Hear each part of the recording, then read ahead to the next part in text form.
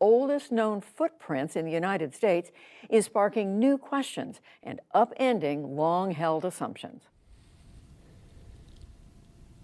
Within the sprawling expanse of gypsum sand dunes and dry lake beds in New Mexico's White Sands National Park, researchers have spent years examining ancient footprints. You can see fine seeds. So these are the Ruppia.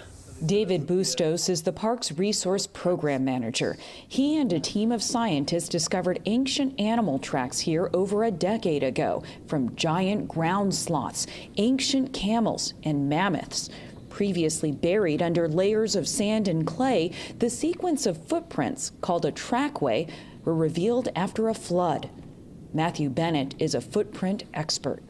It's probably the most important track site in the Americas, both in terms of scale, geographical scale, but also in the frequency of tracks, and that's what's really special about it.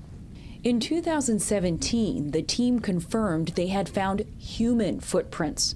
We were brushing out a set of sloth prints, and Matthew found the human print right inside the middle of the sloth print, and that's sort of what sealed the deal. Oh yes, you definitely have the megafauna and humans together. So that's sort of where the human side of the story all began.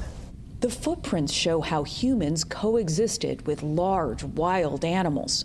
Many are of children and reveal a story about everyday life and play. The stories of children jumping in a puddle created by a sloth track, for example. That's one of the most fantastic things. Children love jumping in puddles everywhere. But one big unanswered question remained: how old the human footprints were, and whether they showed if humans inhabited North America earlier than previously thought. The peopling of the Americas is one of the most controversial archaeological debates, from an indigenous perspective of having always been here, from a more traditional archaeological perspective saying that peopling the Americas was quite a recent event. And in a controversy, one of the issues is the lack of good data points.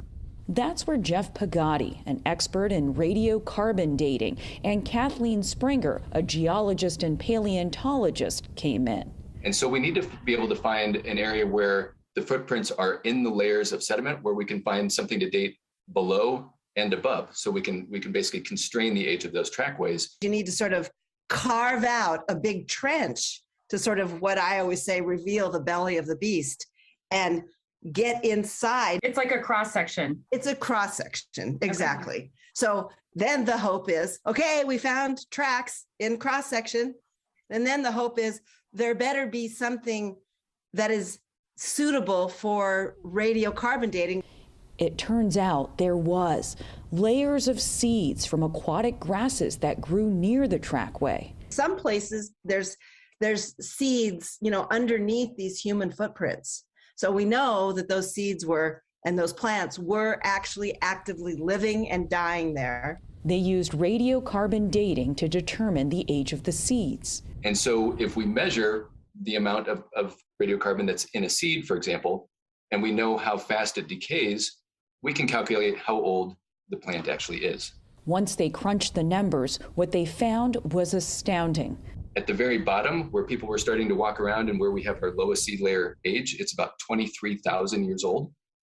And at the top, where the people were still walking around and where we have our highest seed layer, it's about 21,000 years old. So we basically documented 2,000 years of human occupation in this area at White Sands a long, long time ago.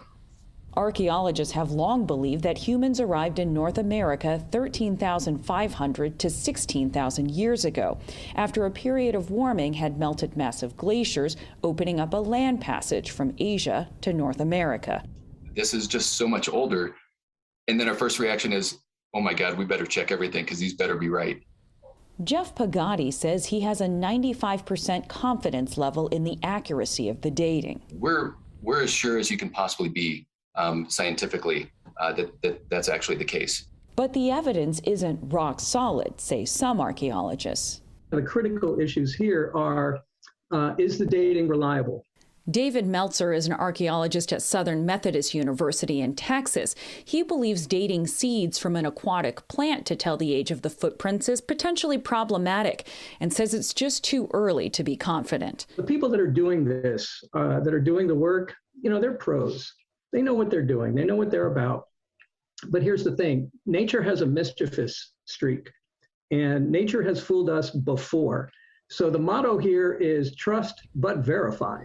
Jeff Pagatti and Kathleen Springer with the U.S. Geological Survey expected scrutiny and are now working to radiocarbon date pollen found in the rock layers.